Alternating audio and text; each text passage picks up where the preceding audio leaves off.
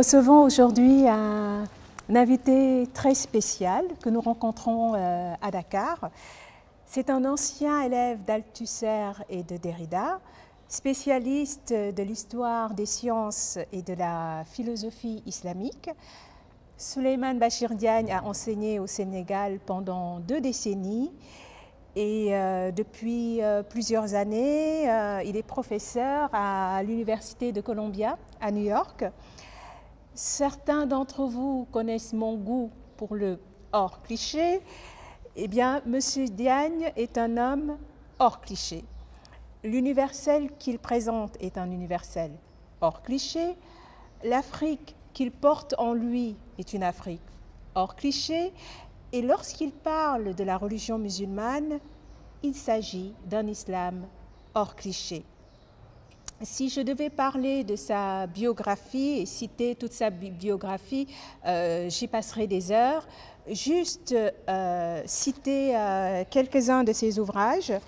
Islam et société ouverte, la fidélité et le mouvement dans la philosophie d'Iqbal. 100 mots pour dire l'islam. Léopold Sédar Senghor, l'art africain comme philosophie. Comment philosopher en islam? Bergson, postcolonial, l'élan vital dans la pensée de Léopold Sédar Senghor, Enquête d'Afrique, universalisme et pensée décoloniale, coécrit avec Jean-Louis Amstel. Bonsoir, Monsieur Diagne. Bonsoir, Marianne. Alors, avant de vous laisser la parole, j'aimerais faire une petite précision.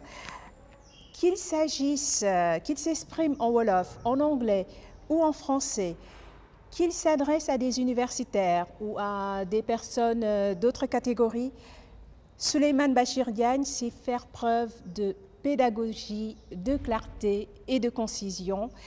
Et ce qui est touchant chez lui, c'est qu'il ne se sert pas de son érudition pour briller, mais plutôt pour offrir, ici et là, des étincelles de son savoir, de sa connaissance, étincelles qui vont éclairer des esprits, allumer ou raviver une flamme dans le cœur. Et s'il est l'invité de Vibramonde, c'est parce qu'il porte en lui plusieurs mondes. Comment ces univers cohabitent en lui et comment il en a fait une œuvre, c'est ce qu'il va nous raconter à travers ce thème de l'homme de la rencontre à l'œuvre de la rencontre. Écoutez, j'ai envie de dire que ce qui a fait d'abord de moi quelqu'un dont le travail naît de la rencontre, c'est ma ville natale. Plus j'y pense à l'âge où je suis, plus je me dis que la ville de Saint-Louis et la culture saint-louisienne se reflètent profondément dans ce que je fais. Saint-Louis est une ville de rencontre, c'est une ville née de la rencontre. La rencontre entre Saint-Louis et Ndar, c'est la rencontre entre un comptoir français, une création française de l'île de Saint-Louis, et Ndar, un village indigène. Et la rencontre des deux a créé la ville de Saint-Louis, qui a grandi. Ces rencontres n'ont pas toujours été harmonieuses, mais Saint-Louis a été également un lieu où sont arrivées des populations très diverses. Saint-Louis, c'est autant une ville française qu'une ville marocaine, qu'une ville wallo-wallo, qu'une ville de tout le Sénégal, au fond, et de toute l'Afrique. Et c'est également une ville de rencontre. Et j'ai le sentiment que quelque chose de ce pluralisme saint-louisien et de ces rencontres qui ont constitué la ville et sa culture se retrouve dans mon travail. Ça n'est pas abstrait. J'en parle de manière très concrète, par exemple, pour ce qui est de la rencontre des religions. La ville de Saint-Louis est une ville du pluralisme religieux. Et c'est une ville où on est catholique, où on est également musulman, où on est d'origine marocaine, on est d'origine française. Bref, c'est une ville profondément métisse, faite de rencontres et tissée de différences. Alors, j'ai le sentiment qu'au fond, il était dans mon ADN de Saint-Louisien, il était inscrit dans cet ADN de Saint-Louisien que je travaillerai sur cette rencontre par excellence qui est la traduction. Je porte en moi plusieurs mondes parce que je porte en moi plusieurs langues. Une langue, c'est toujours un monde, et ces mondes sont à la fois opaques les uns aux autres, c'est ce que dit Édouard Glissant. Il indique qu'il y a une authenticité profonde, constitutive des identités, mais Édouard Glissant dit que ces identités elles-mêmes et ces opacités ne sont rien sans la relation qui les unit. Et donc la relation est première. Et par conséquent, il y a dans le fait de parler plusieurs langues la signification de porter plusieurs mondes, des mondes différents, mais des mondes qui se rencontrent également dans la traduction. Et c'est la raison pour laquelle je pense que je peux définir mon travail comme un travail qui consiste à tramer en permanence de la rencontre, à tramer en permanence de la relation. J'ai commencé mon travail en philosophie en travaillant à un sujet vraiment très technique, qui est l'avènement de l'algèbre de la logique. Dit comme ça, c'est vraiment rébarbatif et technique. J'essaie d'expliquer cela de manière très simple. Il s'agit dans ce travail-là de traduire notre argumentation logique en utilisant le langage de l'algèbre. Et ce qui a été fait, ce qui a été réalisé ainsi, l'a été au XIXe siècle. Et cette traduction de l'argumentation logique qui se faisait dans le langage de tous les jours, dans la langue naturelle. Quand je dis par exemple tous les Sénégalais sont grands, les Dakarois sont sénégalais, donc les Dakarois sont grands, voilà un raisonnement, tout ce qu'il y a de simple. Eh bien, il s'agit simplement maintenant de traduire ce raisonnement-là en utilisant le symbolisme de l'algèbre. Et vous voyez bien que ceci est à l'origine de notre civilisation de l'ordinateur. Parce que quand je complique l'argumentation, évidemment, j'ai tout ce qui est traduction des langues naturelles dans le langage des ordinateurs. Nous sommes familiers de cela aujourd'hui. Voilà un premier élément de rencontre et de traduction qui a été à l'origine de mon travail. Par la suite, j'ai travaillé également, vous l'avez dit tout à l'heure, dans cette introduction généreuse que vous m'avez consacrée, j'ai travaillé sur l'histoire de la philosophie dans le monde de l'islam. Là encore, c'est une histoire de rencontre et de traduction. C'est la rencontre entre le monde de l'islam et la tradition philosophique grecque.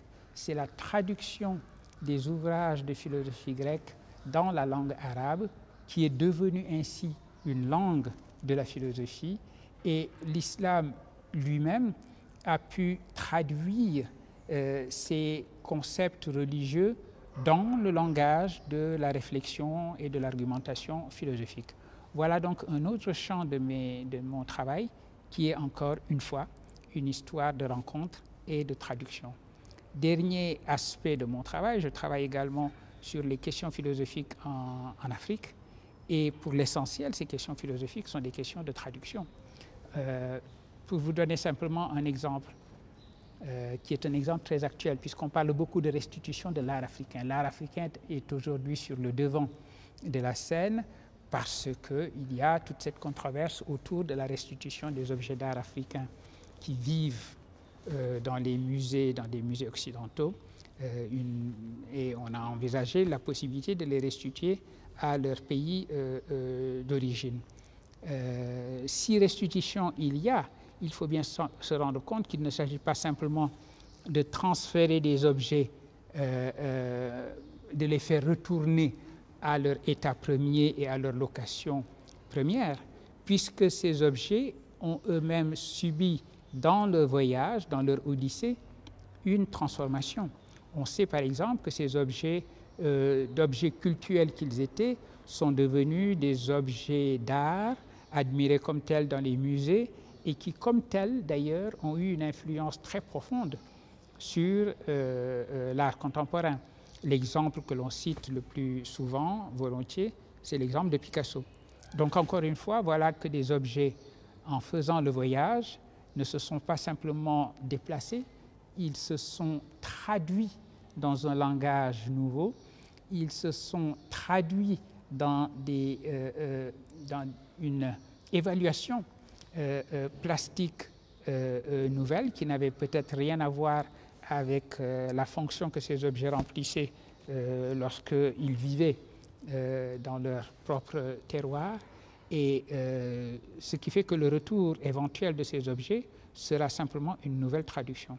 Voilà sur cet exemple-là ce que j'entendais montrer en disant que mon travail sur les problèmes, les questions philosophiques en Afrique, c'est encore une fois un travail sur la rencontre, un travail sur la traduction. Mon rythme aujourd'hui est de vivre entre 3 continents.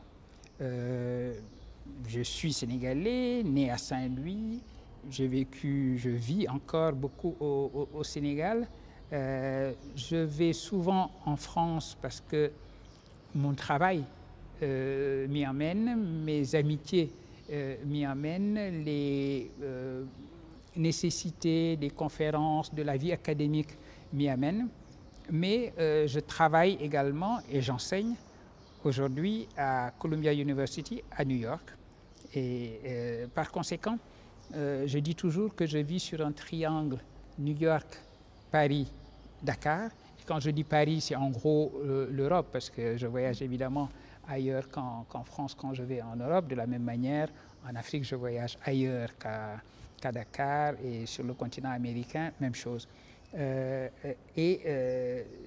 Ce n'est pas simplement un déplacement physique que j'effectue dans ces cas-là. D'une certaine manière, vivre entre 3 continents, entre ces 3 villes, c'est également vivre entre 3 langues et c'est vivre entre 3 mondes. Donc je réunis en moi d'une certaine façon, avec la plus grande harmonie, je dois dire, ces 3 mondes, les 3 langues dans lesquelles je pense, dans lesquelles je sens, dans lesquelles j'écris et dans lesquelles j'enseigne. Et voilà en quoi j'ai le sentiment que c'est une vie riche, parce que correspondant en quelque sorte à la parole prophétique selon laquelle autant de langues on parle, autant d'hommes on vaut. Et donc avec les langues que je parle et la manière dont je voyage de l'une à l'autre, je pense de l'une à l'autre, je pense l'une avec l'autre, je vaux peut-être plus que simplement l'homme wolof sénégalais que je suis, ou l'homme francophone que je suis, ou aujourd'hui l'homme anglophone que je suis. Si je parle d'œuvres qui m'ont marqué, je dois à la vérité commencer par parler de Sartre. Sartre est probablement l'auteur qui m'a le plus marqué, à la fois auteur de fiction, on le sait, et auteur philosophique également.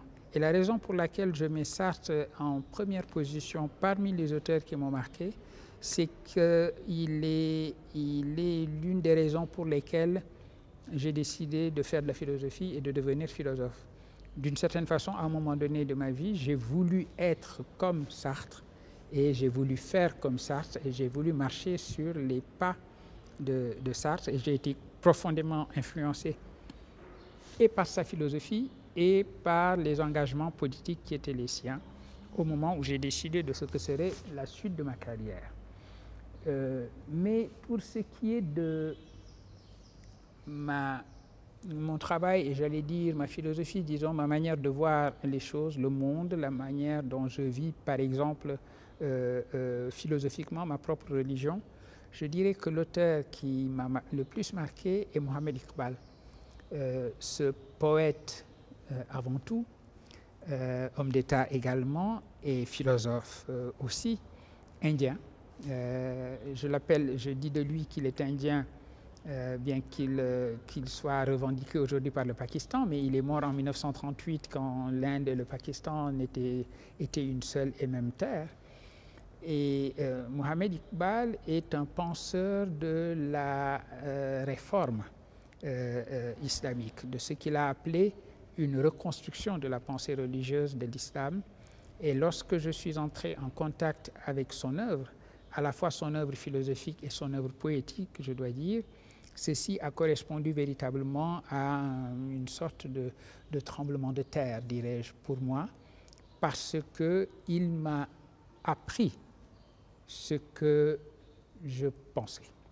Je crois que les auteurs qui sont les plus importants pour vous, ce sont les auteurs qui vous enseignent à vous-même ce que vous pensez véritablement. Et donc, il m'a appris à penser des notions importantes comme la notion de temps, comme la notion d'identité, comme la religion islamique. Et il m'a également permis de mieux comprendre la pensée de deux autres auteurs qui ont été des auteurs importants pour moi. L'un est le philosophe français Bergson, Henri Bergson. Vous avez rappelé tout à l'heure que j'ai consacré à Bergson un livre. Et l'autre est le poète sénégalais Léopold Sédar Senghor. Il y a entre Léopold Sédar Senghor, Henri Bergson et Mohamed Iqbal, malgré les différences qui les séparent évidemment, une affinité très profonde. Et ces trois auteurs ensemble ont été des auteurs extrêmement importants pour moi. Tout à l'heure, vous avez parlé d'Iqbal par rapport à la poésie. Et à Vibramonde, l'un des volets du programme est consacré à la poésie. Et ça s'appelle le traîneau des poètes. Je voulais absolument que dans le programme de Vibramonde, qu'il y ait de la poésie. Alors, j'aimerais vous demander quel est votre rapport à la poésie. Je vais vous répondre d'abord en vous disant quelques vers. Je ne les dirai pas aussi bien que vous parce que je connais votre diction et votre talent à la matière. Mais je voudrais dire ces vers-ci que vous allez reconnaître tout de suite. L'étoile a pleuré rose au cœur de tes oreilles. L'infini roulé blanc de ta nuque à tes reins. La mer a perlé rousse à tes mames vermeilles. Et l'homme saigné noir à ton flanc souverain. Vous aurez reconnu évidemment l'étoile a pleuré rose, puisque c'est les premiers mots qui constituent le titre de ces quelques vers, de ce court poème d'Arthur Rimbaud. Et je vous dis cela parce que, voilà, vous me parlez poésie, ces vers me viennent à l'esprit et j'ai envie tout de suite de les partager avec vous. Et c'est cela, mon rapport à la poésie. Je me récite beaucoup de poésie. Je fais partie d'une génération, fort heureusement, qui apprenait beaucoup de poésie par cœur. À la fois, c'était comme ça que nous avions été éduqués à aimer la poésie, et c'est comme ça que nous avons continué à nous éduquer, à toujours goûter la poésie. Et j'estime que c'est le sel même de la vie, ce moment où des mots sont tissés ensemble et deviennent absolument nécessaires. Et donc je suis un amoureux fou de la poésie rimbaldienne comme vous avez pu le voir, la poésie d'Aragon également, cette manière de faire sonner les mots. Si vous le permettez d'ailleurs, je vais vous citer encore d'autres vers qui du coup me viennent à l'esprit, parce que le meilleur moyen au fond de parler de la poésie, c'est non pas de commenter sur la poésie, mais de partager, de la dire. Oui. Alors voilà, vous allez également là tout de suite reconnaître ce poème. Adieu, Forléan, Marimbaud, Volorville, Volmerange, Avise, Avoine, Valerange, Invalseptoutre, Mongibaud. Fin la folie au mur en danse, Guillaume Pérouse, Escarmin, dansevoir par milieu, par main, l'inteuve pleure, caresse, abondance. Eh bien, voilà le conscrit des 100 villages, le fameux conscrit des 100 villages, et ces passages où le poète se contente simplement d'énumérer dans une espèce de nostalgie déjà des noms de villages, des noms absolument admirables. Et nous rappelons au fond que la poésie, c'est d'abord ça. C'est ce geste premier qui définit l'humain. Et d'ailleurs, c'est ce que dit la Bible et c'est ce que dit également le Coran, de nommer les choses, de simplement nommer son village et de le nommer de la manière la plus belle qui soit. essayer de donner au lieu que l'on habite le nom le plus beau qui soit, et le poète, au fond, ne fait que recapturer ce geste poétique premier de nommer, en prenant lui aussi, en les réunissant comme un chapelet, des noms de villages français. J'ai toujours pensé que ces vers-là nous disaient très simplement ce que signifiait la poésie, ce que signifie également goûter la poésie et ce que signifie vouloir partager la poésie. La poésie, c'est comme la musique, on a envie tout de suite de la partager.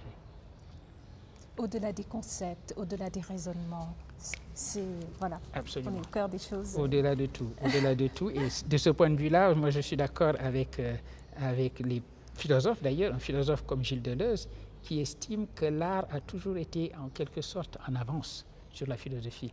Les poètes sont des visionnaires au sens où ils pressentent, ils prévoient, en détachant bien ce qui est l'étymologie de ce mot de prévoyance, eh bien, ils prévoient des choses que les philosophes, par la suite, essayent d'explorer, d'examiner, d'analyser. Et je le crois profondément. Et c'est là qu'on sent l'absurdité de certains cloisonnements entre disciplines, parce que dans la poésie, on a un rythme, donc d'une certaine façon de la mathématique, on a de la philosophie, on a de la musique, on a de la chanson, on a et... Et oui, alors justement, je vais vous surprendre peut-être. Je vous ai parlé tout à l'heure de mes premiers travaux, qui sont des travaux extrêmement techniques qui portent sur l'algèbre de la logique, le moment de l'algébrisation de la logique. L'auteur sur lequel j'ai travaillé et à qui on doit la première algébrisation complète de la logique, c'est le mathématicien anglais George Boole.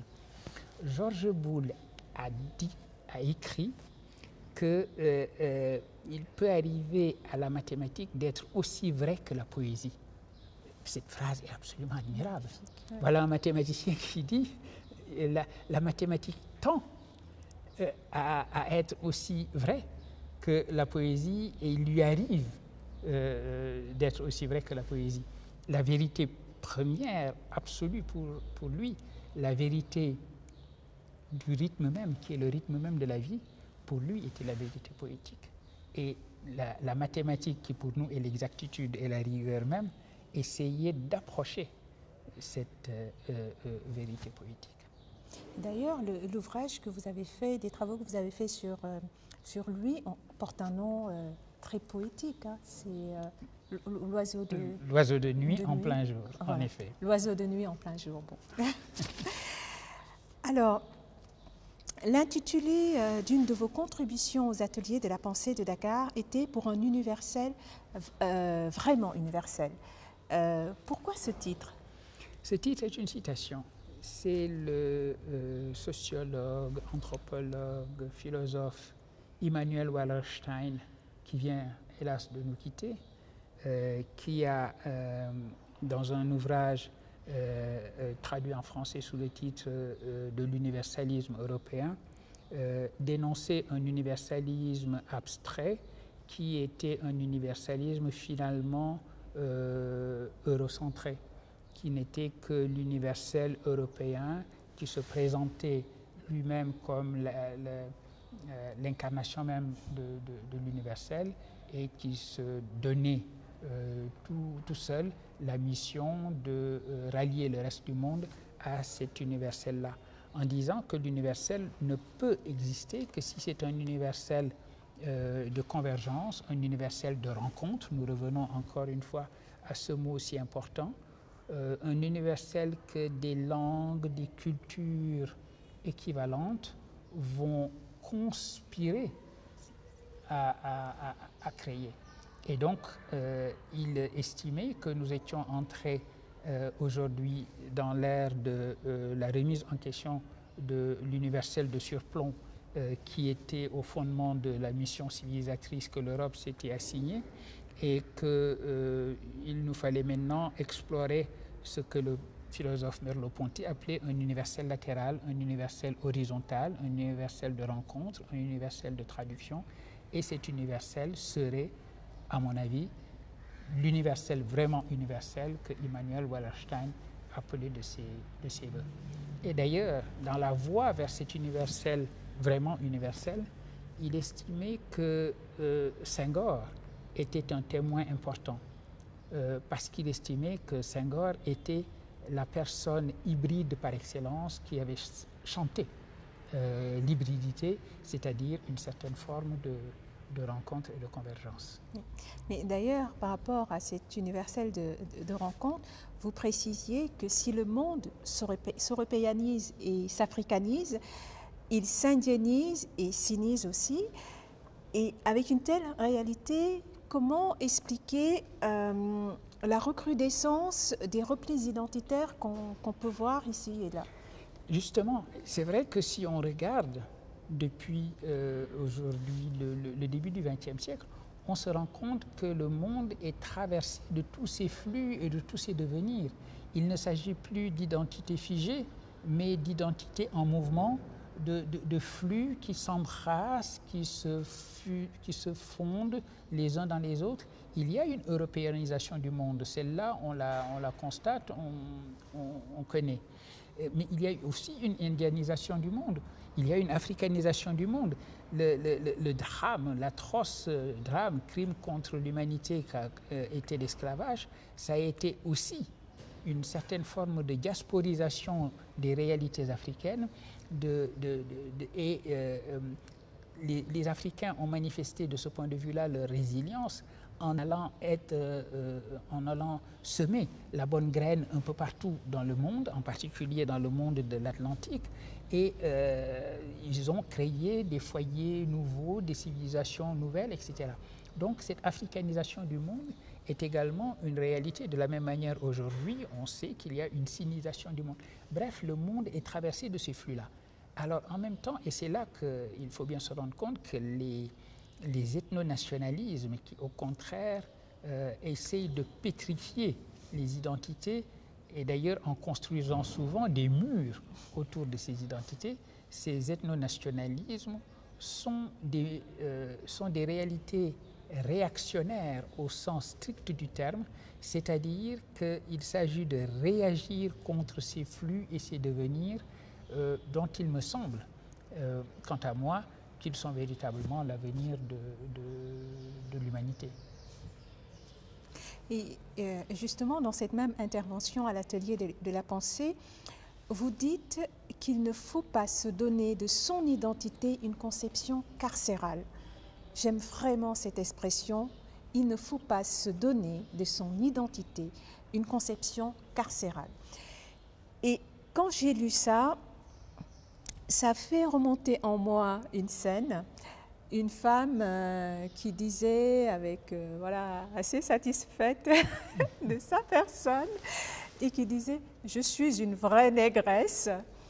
Et quand elle a dit ça, il y a une expression qui m'est passée par la tête, c'est le mot ndeysaan, qui est une expression de commisération en Wolof. Et c'est ce même sentiment que j'ai, qu'il s'agisse voilà, de noir, de blanc, de jaune, qu'importe, qui se claque mur dans une identité ou qui s'accroche à une souche. Évidemment, le mot souche est très joli. Hein? Oui. C'est vraiment un sentiment de pitié, finalement. Finalement, oui, parce que on oublie que ce qui fait l'humanité de l'humain, c'est effectivement que nos identités sont des devenirs. Et de ce point de vue-là, dès que l'on dit « je suis un vrai ceci » ou « je suis un ceci pur », là, c'est le nativisme dans son côté pathétique. Et ça peut être aussi le nativisme, malheureusement, dans son côté terrifiant et monstrueux. Parce que là, effectivement, on a envie de dire ndeysaan, qui est une expression de commisération, mais lorsque ça a pris des formes nazies, par exemple, on a vu à quel point cela pouvait devenir monstrueux. Or, nous constatons que nous sommes dans un monde où effectivement, il arrive qu'aujourd'hui, ce nativisme-là redevienne meurtrier. Et vous soutenez que rien ne sert de se lamenter de la disparition de la langue adamique, celle descendue du ciel. C'est en partant du pluriel des langues que l'on visera la langue des langues. Qu'entendez-vous par la langue des langues? Alors, bon, là, je retravaille un petit peu le mythe de Babel. Et d'ailleurs, sur ce plan-là, je rencontre la réflexion d'une de mes amies, une amie très chère, qui est la philosophe française Barbara Cassin, et qui a à un moment donné été l'auteur d'une exposition magnifique au MUSEM à Marseille, qui s'intitulait « Après Babel, traduire ». Alors, je cite cela et je cite le titre de cette exposition à laquelle j'avais participé pour dire justement que si on reprend le vieux mythe biblique selon lequel les humains parlaient une seule langue, donc la langue qu'ils ont parlée depuis Adam, la langue adamique, et que lorsqu'ils sont devenus trop arrogants, Dieu les a punis en les dispersant par toute la terre et en faisant que désormais ils aient plusieurs langues et qu'ils ne puissent plus jamais se comprendre et être une seule humanité parlant une seule langue. Donc normalement, la malédiction de Babel, c'était la disparition de la langue adamique. Mais alors, après Babel, est-ce que nous avons une langue commune? Oui. Nous avons quand même une langue commune, ce n'est plus la langue adamique, mais c'est la traduction. Et là, le mythe rejoint la réflexion philosophique et également la fiction, parce que j'aime citer cette parole de l'écrivain kényan Ngugi wa Thiong'o, dont la rencontre a été également très importante pour moi, qui dit « la langue des langues, mais c'est la traduction ». Effectivement, d'une certaine façon, ce qui nous reste après la malédiction de Babel, pour constituer notre humanité commune, pour nous rencontrer dans l'humanité que nous avons en partage, c'est la traduction. La traduction, quand je traduis un auteur d'une langue étrangère dans la mienne et que je le donne, cet auteur, à lire et à goûter à ceux qui partagent ma langue, je lui donne hospitalité. Je reçois cet auteur chez moi, dans mon monde. Je fais que son monde advienne dans le mien, avec évidemment des approximations ici ou là, de la perte ici ou là. Le philosophe Ricoeur a dit que le travail de traduction, c'est également un travail de deuil. On fait le deuil de tout ce que l'on perd à transférer un monde dans un autre monde. Mais par ailleurs, ce transfert s'effectue quand même et c'est un geste d'hospitalité. Par conséquent, il est bon que les humains aient des langues différentes, que ces langues soient considérées comme toutes équivalentes, parce qu'il y a une manière de nier la pluralité des langues qui consiste à penser que certaines langues sont l'incarnation de l'universel, du logos, et que d'autres langues sont au fond incomplètes. Alors on leur donne un statut dérivé, un statut d'incomplétude en disant qu'il s'agit de dialectes, de vernaculaire, ou en les définissant par ceux dont elles seraient censées manquer. Elles manquent de termes abstraits, elles manquent de ceci ou de cela. Aucune langue ne manque de quoi que ce soit. Toutes les langues sont complètes au sens où elles sont des perspectives absolument uniques sur le monde et des manières absolument uniques de dire le monde. Chaque langue dit le monde à sa manière. Eh bien, ces manières-là, nous pouvons les faire se rencontrer, nous pouvons les faire s'épouser, nous pouvons faire que les langues s'entremêlent, s'entrecroisent. Eh bien, cet emmêlement, cet entremêlement, pour parler comme Glissant, cet entrecroisement, c'est la traduction qui l'effectue. Et donc, la traduction, c'est ce que nous avons, nous, humains, pour surmonter la malédiction de Babel. Et c'est le commentaire que je ferai sur le titre, l'intitulé de cette exposition magnifique, « Après Babel, traduire ». Vous savez, pendant que vous parliez, une image m'est apparue, l'image de deux silex. Si chaque langue est repliée sur elle-même, ben, c'est la pierre qui se replie dans son obscurité. Et les deux silex confrontent les langues qui se rencontrent, ben, peut-être que grâce à la traduction, peut-être que l'étincelle peut jaillir. Je crois que vous avez dans une image absolument lumineuse, c'est le cas de le dire, résumé une chose que dit également Édouard Glissant quand il met en place le couple opacité-relation. Il dit que les langues sont opaques les unes aux autres, elles sont irréductibles. Il ne faut pas penser que la traduction, ça va être établir une transparence absolue entre des langues et qu'on n'aurait plus qu'à chanter tous ensemble le kumbaya de la transparence absolue. Non, il reste de l'opacité, mais cette opacité fait signe vers la relation. Ce n'est pas l'enfermement, ce n'est pas la conception carcérale de l'identité précisément, c'est la relation, et la relation est première. Et donc, l'image que vous venez de donner est excellente pour résumer cela. Le silex noir, c'est précisément cette opacité dont parle Glissant, mais cette opacité est productrice de lumière dès lors qu'elle se frotte à une autre opacité, et cette lumière, c'est la lumière de la relation, c'est la lumière de la traduction, c'est la lumière de la rencontre. Et au-delà des langues d'ailleurs, on peut se rendre compte que c'est également la condition des relations humaines tout simplement. La relation amoureuse est faite de l'opacité que nous sommes l'un à l'autre dans la relation, et en même temps la relation est première et nous constitue.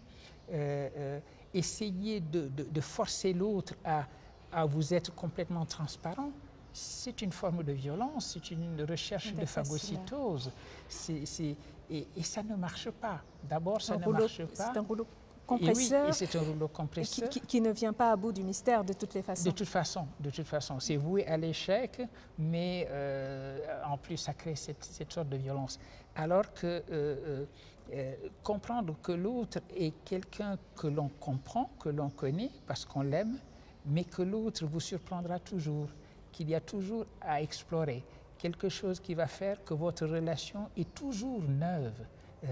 Même si vous fêtez 40 ans de relation, si vous fêtez 50 ans, je ne sais pas quel est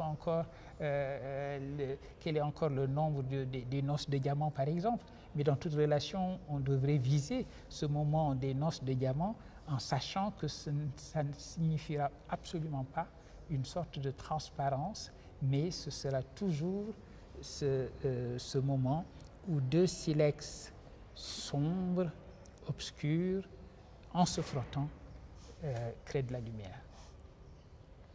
Alors, est-ce que vous pourriez offrir aux spectateurs de Vibramonde, qu'on parle des langues, un proverbe wolof qui vous inspire et que vous aurez traduit en français?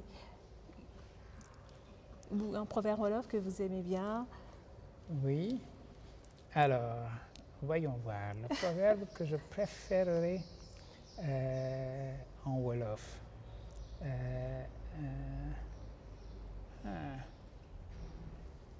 Je ne sais pas si c'est un proverbe, mais il mériterait de passer en proverbe. Celui qui dit qu'il faut élever son enfant pour le monde dans lequel il va vivre et non pas pour le monde où l'on vit soi-même. Ça, c'est une parole que j'aime à répéter. J'ai le sentiment qu'elle est passée en proverbe, mais je ne suis pas sûr. En tout cas, c'est une parole de sagesse qui me semble être celle dont je ferai personnellement mon viatique. Parce que ce qu'elle nous apprend, cette parole, c'est que la vraie fidélité, et c'est un aspect de mon travail sur lequel je reviens souvent, la vraie fidélité est dans le mouvement. Qu'il peut arriver qu'être fidèle, ça soit faire autrement. Et d'ailleurs, si je cherchais une traduction de cette parole proverbiale en français, je crois que la meilleure traduction serait une phrase du philosophe français Blaise Pascal, qui au début d'un ouvrage qui est sa préface au traité du vide, dit la chose suivante: on peut dire le contraire des anciens, sans les contredire. Eh bien, cela me semble être une parole qui, si elle n'est pas proverbe, mériterait de l'être. Écoutez, je vous ai présenté en disant que vous étiez un homme hors cliché. Vous venez de le montrer parce que ce proverbe que vous citez, ce proverbe Wolof,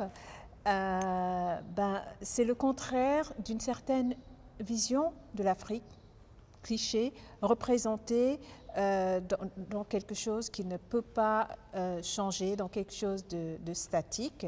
Voilà, dire qu'on doit préparer l'enfant, non pas au monde qu'on conçoit, mais au monde qui les attend, c'est que c'est une Afrique prête au changement, une Afrique en mouvement et non une Afrique qui répète éternellement les mêmes cycles, comme l'avait dit un certain président, que je ne nommerai pas.